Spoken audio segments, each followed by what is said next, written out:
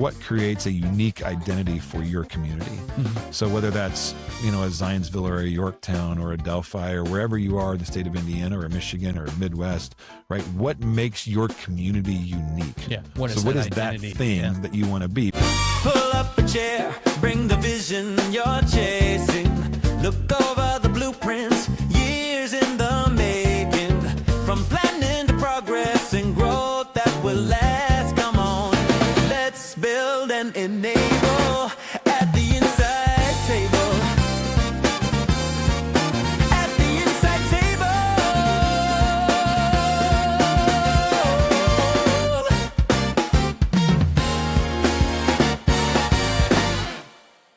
Hey, my name's Tim. Thank you for clicking on this today and listening to us. We've just been happy to have conversations around real estate development and construction has been my passion for years. So here at Veritas, we're also passionate about that. And so what you're going to hear is just some general conversations that we've had about certain topics within this framework over the last several months. We hope you enjoy these. We hope you came to learn today. If you need some more information, we'll get you some information at the end of this as we close this thing out. But enjoy this conversation. Let's talk a little bit between you and I about what vision is, why it's important, how do we get to something that's shared, that's understood, that is comprehended by everybody, and what does it look like and feel like, and how does it implement itself into a project as a whole from beginning to the end? Sure.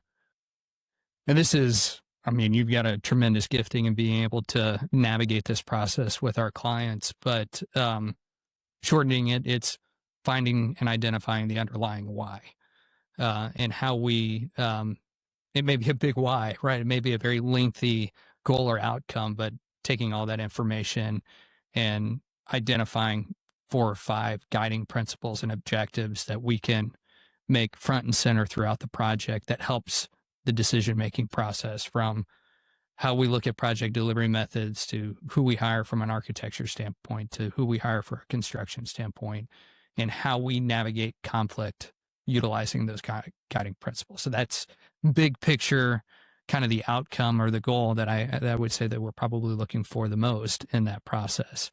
I've enjoyed watching you navigate that with our clients, and really, if you want to talk more about that SWOT analysis, I kind of appreciate approach. that compliment. I don't know. I don't consider it a talent, I guess, necessarily, because really all I'm doing is asking questions of the people that are in the room. And maybe the talent comes in with being able to read the room and understand what question to go to next. But I think anybody can learn it. Right? I think it's a process of reading people and understanding where they're at, or understanding when somebody's not saying something so that we can get them to then give feedback and say something. So I think the process that I like to walk them through is basically a couple different bigger picture questions for a group that help them begin to understand why it is they're even having the conversation. So you mentioned SWOT analysis. Well, that's your strengths, weaknesses, opportunities, and threats. And so we do walk through that. We don't necessarily call them that all the time. Sometimes we change those names a little bit, but really helping a community, if they're looking at let's say a new city hall or a new park project, or even if it's a private entity that's trying to do maybe a new plant or a new facility, like, why are we doing that? You already brought this up, but why are we doing what we're doing is a very important question because it begins to drive a lot of the very specific design decisions that have to be made, and even project delivery discussions, as we've had before. So the process in our mind looks a little bit like making sure we have the right people at the table, right? So we start with identifying stakeholders in that group. What's a stakeholder? So we've identified in our firm a stakeholder is anybody who can affect the success or failure of a project. Right. So it could be the mayor, it could be the city council, it could be the redevelopment commission, it could be a president or CEO, it could even be a somebody from a local review agency that actually has the potential to cause success or failure of a project. So a stakeholder group could be quite large, it could be quite small. We have found, I know, that any more than 12 people in any one meeting, doesn't mean you can't have multiple meetings, but any more than 12 people in any one meeting, and people will do what they normally do, right? I usually use the 80 or the 10-80-10 rule, where you're gonna have 10 people that talk most of the time, and you have 10 people who will never say anything, and then you have these 80% of the people in the middle that will kind of go either direction depending on the energy in the room. They may be very quiet if they don't feel like they need to participate, or they may be very vocal if they think that the right things aren't being said. So our job is to get the 90% to speak, because you're probably never going to get the bottom 10% to speak in those ways. But they're there and they're participating, even if they're not talking, because usually they might come to us later or send us emails or phone calls or whatever it is later and say, hey, I was there. I'm a verbal processor, so I wasn't able to process it that quickly, but here over time, we need to get to that point. So, I'm sorry, it's my phone. It's your phone. It's over there. So the answer at the end of the day really is as a process, right? So that visioning process starts with us just generally talking about the community, the project, whatever it is, why we think we're doing it. Yeah. And then I like to break that down into a little bit more organic parts. But again, we start with our strengths. What about our community? What about this project? What about this is are we already good at? Right. So those maybe end up things that we don't need to fix. Right. So if there's things in let's just talk about maybe something specific. So if we're talking about a new fire station in a community, we may say, okay, what is our fire department really good at? What is our current fire station? What are the strengths of our current fire station? Because there may be things about that they already love that they don't. It could be location. It could be size. It could be a lot of things. Maybe some of the amenities in the area are close and walkable. I don't know. Right. So we can get there. Then we talk about the weaknesses. What are we missing out of our community or out of our current station? What are the things we don't have that we would certainly love to have in a new station? So that could be, again, a lot of things. Could be more enclosed space. It could be better sleeping quarters. Could be a nicer kitchen that we can actually have meals in together instead of having to have a galley kitchen with nobody can eat in. So understanding what those weaknesses are, and then we start looking at opportunities. Hey, if we're going to build new, what are the opportunities that we have, right, to do in this moment of new? Now, if we're reconstructing or renovating something, that might be a little bit different. Right. But if we're building new, right, what are the opportunities just because we're building new that we can do? Our sleeping quarters are okay, but could we make them a little bit bigger and a little bit more comfortable? Not that that's a weakness necessarily, but how do we do that? And then the threats one's a little bit different when you get to the public discussion, like on a police station. But I like to talk about threats in the way of, what happens if we don't do this, right? What is the threat if we don't do the project? In a lot of communities across the state of Indiana, for sure, and probably even Michigan and other places, there's competition for employees, right? Especially in the public space. And so if we don't build a new fire station, if we don't build a new police station, if we don't build this new public park, people won't move here, or I won't get enough employees, or they may go to the next community over because theirs is better, theirs is nicer, they have more amenities, a better TV, they pay $2 more an hour, or whatever it is, right? So when we talk about the threats, we have to look outside externally at the threats as well as internally at the threats of what that is. Not all those can be solved with a new facility or even a renovated facility, but many of them can be at least mitigated at some level with that. And so we want to talk about that SWOT first. There's another question that I love to throw out there to the group once we get through that, which was, if money is no object, right, what would I want in here, right? So this kind of creates the wish list idea. And you mentioned in a previous discussion about this concept of, hey, as we save dollars throughout the project, we return those dollars to our owners, and our owners, especially in the public side, will typically, they've already been approved to spend up to a certain amount. So they will take those dollars back and invest them into this very list of things, right? This wish list item. So if money were no object, I would love to have this, right? And so it could be a host of different things that they would love to have that just enhances their department, enhances their group of people, gives better quality of life and quality of place for them in those moments where they're living in that station or they're training in that station or whatever it is. And so we like to be able to do that so that we have that wish list developed, and then we can kind of boil that down. So you mentioned this before, and I do want to talk about this, which is that guiding principles or vision principles, depending how you want to say it. Some people refer to them as development principles. Depending on who we're talking to and what we're talking about, we may change that terminology a little bit. But this concept behind just these principles involve, as you said before, why are we doing what we're doing? So we take all this information from the SWOT analysis, from the wish list, and from any other conversation that comes out of the room, and we try to boil down what we heard. which is, hey, this is a problem we need to fix. This is something we can make better, right? So we use words that are creative, so that like we're going to create something, we're going to engage something, we're going to develop something. So all of our development principles or vision principles start with action words, and so I kind of coach people through action words and understanding, hey, our goal is to engage the public in a new way, or to develop a new system or a new park for quality of life. And then we start getting even more, I don't know if the right word is ethereal, but non-tangible, right? Things of how are we creating a culture around what we're doing. So we'll spend a little bit of time talking about what communities want to be, what they aspire to be, and if there are any other maybe representative communities that they know of that have the things that they're looking for. Right. So it's always an important conversation, always an important thing. The funny part is that every time I ask somebody what they want to be in Indiana, anyway, the first answer I get almost inevitably is, we don't want to be Carmel. We don't want to be Carmel. And I said, well, that's interesting. Okay, tell me why you don't want to be Carmel. And sometimes they have a hard time putting that into words, but they all agree in the room that they don't want to be Carmel. Now, some people in those rooms have never been to Carmel, so they don't even know what it is. So then I said, okay, well, what do you want to be then?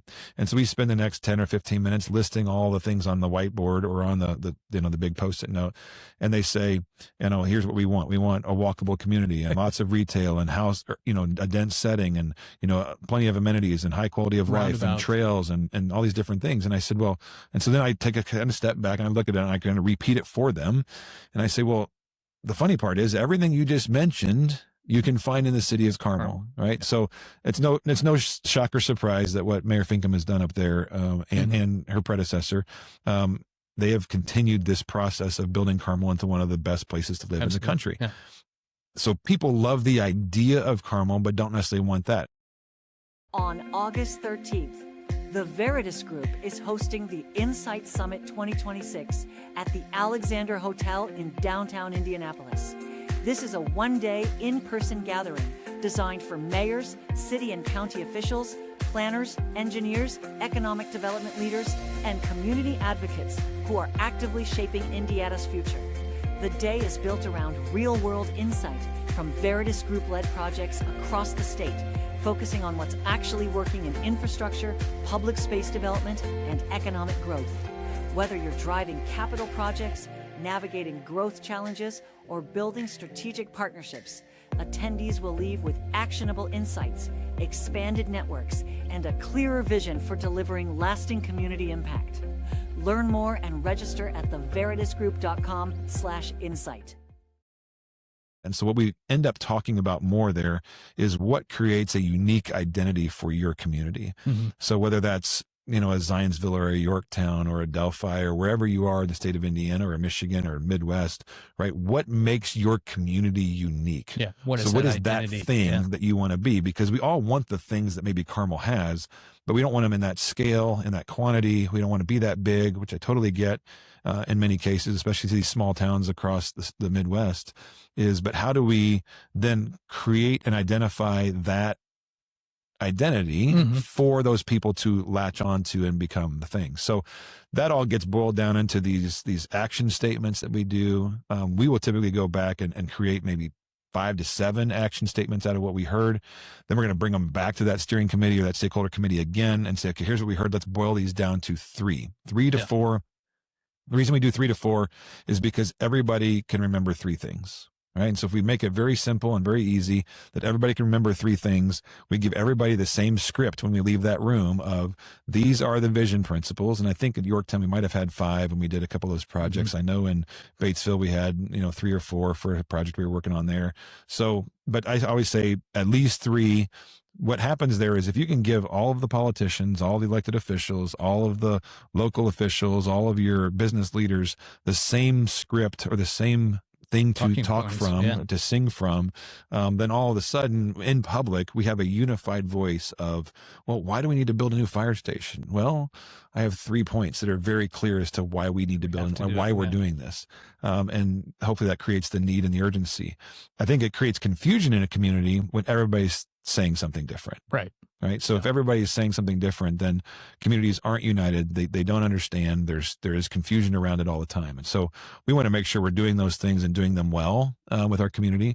What I'd like you to talk about next, though, because I tend to be more on the front end of these projects, and you kind of tend to take them through the projects or have in the past. So how do you take those vision principles that we've worked hard to develop and move them to your design team and construction team to live those out and solve conflict? There've been several situations where we've relied on those vision principles, guiding principles during the design process. I like to use I'm going to say projects. West Lafayette Public Library as one of those examples. Actually, we got added to the team after the construction and design team came to the client and said, we're over budget. We don't know how to get back into budget. So the library reached out to us and engaged us. And one of the first things that we did was go in and gather as much information that we could from the architect's visioning process. And they did the words on the wall descriptors. And we were quickly able to identify reoccurring themes in there and captured 4 or 5 guiding principles. We then took that back to the board and said, hey, this is our understanding of why you guys are doing this project. Can you confirm that these are the reasons? And they unanimously said, yeah, this is the reason why we're doing the project. And I said, okay, what I'd like to do is take this information and go back to your design and construction team and find out what we've designed that doesn't align with those 5 principles. And we were quickly able to identify one specific scope item. This was the third level of the library. The third level of the library, right? It was in God love KRM. They designed a beautiful building. I'm pretty sure Stuart Godfrey is still has a grudge against me on that one. But we kind of evaluated everything, and that third floor was this big, beautiful, empty space that didn't align and didn't add to those core values, didn't align or satisfy those core values. And it was like, all right, guys, the best course forward to get this project in the budget is to eliminate the third floor.